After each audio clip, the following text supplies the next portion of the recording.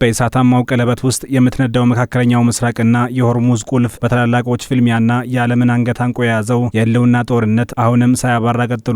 በውስብስብ ፖለቲካ ትኩሳት በምትናወጠው መካከለኛው ምስራቅ የሰማዩ ድባብ ዳግም በባሩድ ጭስ ተሸፍኗል።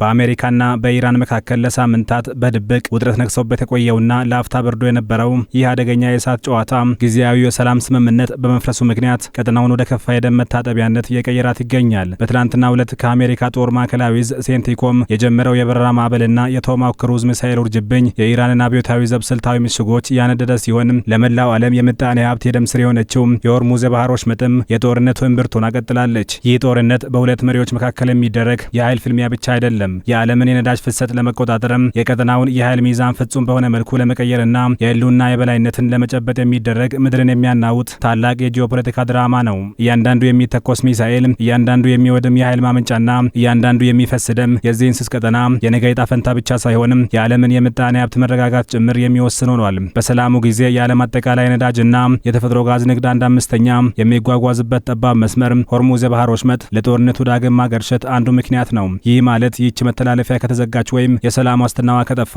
ከቶኪዮ እስከ ኒውዮርክ ከለንደን እስከ ቤጂንግ ያሉ የኢንዱስትሪ ማዕከላት በአንድ ጀንበር መብራታቸው ሊጠፋ መጓጓዣዎቻቸውም ሊቆሙ ይችላሉ። ኢራን ይህንን የባህር በር የመዝጋት ወይም ሙሉ በሙሉ የመቆጣጠር አቅም ካገኘች የዓለምን ምጣኔ ሀብት በፈለገችው ሰዓት ሽባ የማድረግ ትልቅ ካርድ በእጇ ታስገባለች። አሜሪካና ምዕራባውያን አጋሮቿ ደግሞ ይህ እንዳይሆን የአንገት ማነቆውን ለማላላት የባህር ላይ ነጻነቱን ለማስከበር ይፋለማሉ። ባለፈው ሳምንት አሜሪካ በኢራን የወደብ ከተሞች ላይ የባህር ኃይል እገዳ የጣለች ሲሆን የምዕራቡ ዓለም ወታደራዊ መርከቦች እስካሁንም 5 የኢራን ነዳጅ ጫኝ መርከቦችን አቅጣጫ እንዲቀይሩ አድርገዋል። አንዷን ደግሞ ሙሉ በሙሉ ከአገልግሎት ውጪ ማድረጋቸውም ተሰምቷል። ይህ የምጣኔ ሀብት ማነቆ ቴሄራንን ክፉኛ ያስቆጣ በመሆኑ የቀጠናው ጦርነት ይበልጥ እንዲቀጥልና ወደ ለየለት የኃይል እርምጃ እንዲገባ ማገዶ ሆኗል። የትላንቱ አስፈሪ የአሜሪካ የአየር ድብደባ የመጣው በድንገት ሳይሆን በዮርዳኖስ በሚገኘው የአሜሪካ የጦር ሰፈር ላይ በደረሰው የድሮንና የሚሳኤል ጥቃት የሁለት አሜሪካውያን ወታደሮች ሕይወት ማለፉን አንዱ መጥፋቱንና 4ቱ ከባድ ጉዳት ደርሶባቸው ሕክምና ላይ መሆናቸውን ተከትሎ የመጣ አስቸኳይና ጠንካራ የቅጣት እርምጃ ነው። ጦርነቱ በይፋ ከተቀሰቀሰ ጀምሮ እስካሁን ባለው ጊዜ ውስጥ 16 አሜሪካውያን ወታደሮች ሲገደሉ ከ430 በላይ የሚሆኑት ደግሞ የተለያዩ የአካል ጉዳቶች ደርሶባቸዋል። ይህ ለአሜሪካ የሀገር ውስጥ ፖለቲካ ትልቅ መነጋገሪያ ከመሆኑም በላይ ዋሽንግተን የኃይል እርምጃውን እንድታጠናክር ግድ ብሏታል። የአሜሪካ የጦር አውሮፕላኖችና ከባህር ላይ ከተሰማሩ የጦር መርከቦች የተወነጨፉት ዘመናዊ የቶማሃውክ ክሩዝ ሚሳኤሎች የኢራንን የባህር ዳርቻ የደህንነት መቆጣጠሪያዎች፣ የጸረ አየር መከላከያ ተቋማትን፣ የሚሳኤልና የድሮን ማከማቻዎችን በዝግታና በስልት አውድመዋቸዋል።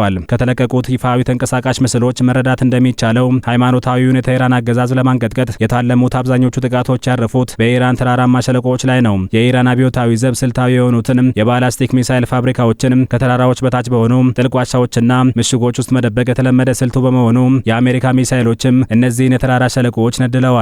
በጥቃቱ ሳቢያ በትላንትናው ዕለት ብቻ 50 የኢራን ዜጎች ሲገደሉ 517 ደግሞ መቁሰላቸውን የሀገሪቱ የመንግስት መገናኛ ብዙሃን ዘግበዋል። በተጨማሪም የኢራን አቶሚክ ኤነርጂ ኤጀንሲ እንደገለጸው የአሜሪካ ሚሳኤሎች በደቡብ ምዕራብ ኢራን በሚገኘውና ገና ግንባታው ባላለቀው የዳርኮቪን የኒውክሌር ኃይል ማመንጫ ላይ አርፈዋል። ምንም እንኳን የሳተላይት ምስሎች እንደሚያሳዩት በአካባቢው ገና ሰፊ የመሬት ቁፋሮ እንጂ የራዲዮ አክቲቭ ቁሶች ባይኖሩም የኒውክሌር ተቋም ላይ ጥቃት መሰንዘሩ ጦርነቱ ወዳልተፈለገና ዓለምን ወደሚያሰጋ የጥፋት ደረጃ መሸጋገሩን የሚያሳይ ቀይ መብራት ነው። ኢራን ለአሜሪካ የአየር የበላይነትና የቴክኖሎጂ ብልጫ የሰጠችው ምላሽ በቀጥታ ዋሽንግተንን መጋፈጥ ሳይሆን በአካባቢው ያሉትንና ከአሜሪካ ጋር የጠበቀ ወታደራዊና ዲፕሎማሲያዊ ወዳጅነት ያላቸውን የአረብ ሀገራትን ማጥቃት ነው። ዮርዳኖስ፣ ኩዌትና ባህሬን ትላንት ማለዳ የዘር አየር መከላከያ ስርዓቶቻቸውን በከፍተኛ ሁኔታ ለማንቃት የተገደዱት ከኢራን ምድር የሚምዘገዘጉትንና ሰማዩን የሸፈኑትን ድሮኖችና ሚሳኤሎችን ለመምታት ነበር።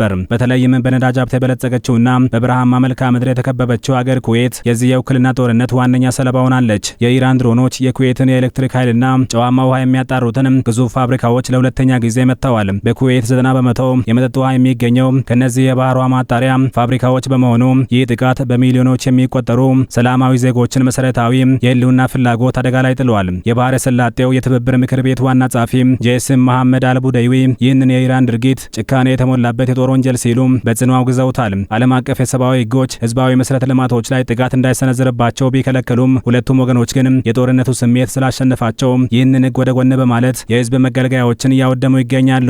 የዚህ ጦርነት ሌላኛውና እጅግ አስፈሪው ገጽታ የቀጠናው ሀያል ሀገር የእስራኤል እጅ ነው። እስራኤል መጀመሪያ ላይ ከአሜሪካ ጋር በመሆን ጦርነቱን በኢራን ላይ የጀመረች ቢሆንም አሁን ግን በቀጣዩ ዙር ራሷን ከጦርነቱ አርቃ ቆይታለች። ነገር ግን ትላንት የኢራን ባላስቲክ ሚሳኤሎች ወደ ጎረቤት ሀገር ዮርዳኖስ በተለይም ወደ ስልታዊቷ አቃባይ ወደብ ከተማ ሲተኮሱ እስራኤል ከፍተኛ የደህንነት ማስጠንቀቂያ ለማውጣት ተገዳለች። የእስራኤል መከላከያ ሚኒስቴር እንዳለው ወደ ዮርዳኖስ የሚተኮሱት ሚሳኤሎች ተሳስተው ወይም ሆን ተብለው በእስራኤል ሉዓላዊ ግዛት ላይ ካረፉ እስራኤል ወዲያውኑ ወደ ጦርነቱ በይፋ ትገባለች። ይህ ደግሞ ቀጠናውን ወደማይጠፋ የጦርነት እሳት ይለውጠዋል ይላሉ ተንታኞች። በዮርዳኖስና በእስራኤል ድንበር ላይ የሚኖሩ ዜጎች ከሳምንታት መረጋጋት በኋላ ለመጀመሪያ ጊዜ የሚሳኤል መከላከያ ሳይረን ድምጽ ሰምተዋል።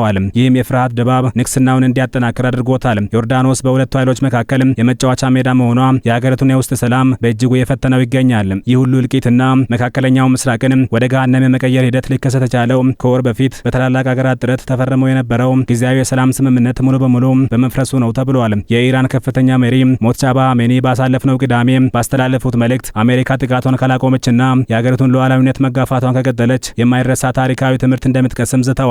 የኢራን የጋራ ጦር ዕዝም የአሜሪካን አካሄድ ስግብግብነት፣ ጉልበተኝነትና አምባገነናዊ ሲል የገለጸው ሲሆን ምላሹ ማጥፊና አስከፊ እንደሚሆን አስታውቋል። በአንጻሩ የአሜሪካው ፕሬዝዳንት ዶናልድ ትራምፕ የኢራንን ድልድዮች፣ የኃይል ማመንጫዎችና የምጣኔ ሀብት አውታሮች በመምታት ቴህራን በሆርሙዝ የባህር ወሽመጥ ላይ ያላትን ይዞታ ላላ እንድታደርግ ጫና የማድረግ ስትራቴጂያቸውን በተግባር እያሳዩ ነው። በአሁኑ ሰዓት በሁለቱ ወገኖች መካከል ያለው ዲፕሎማሲያዊ መስመር ሙሉ በሙሉ ተዘግቷል።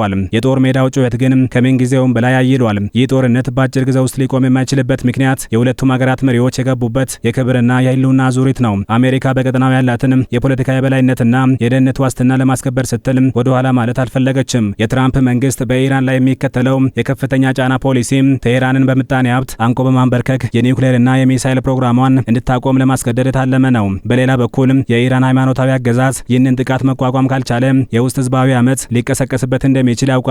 ስለዚህም ውጫዊ ጠላት በመፍጠር የውስጥ አንድነቱን ለማጠናከርና በአካባቢው ያሉትን እንደ ሂዝቦላ፣ የሁቲ አማጽያንና በኢራቅ ያሉ ታጣቂ ቡድኖችን በመጠቀም የአሜሪካንና የአጋሮቿን ሰላም ማናጋትን የመረጠ ይመስላል።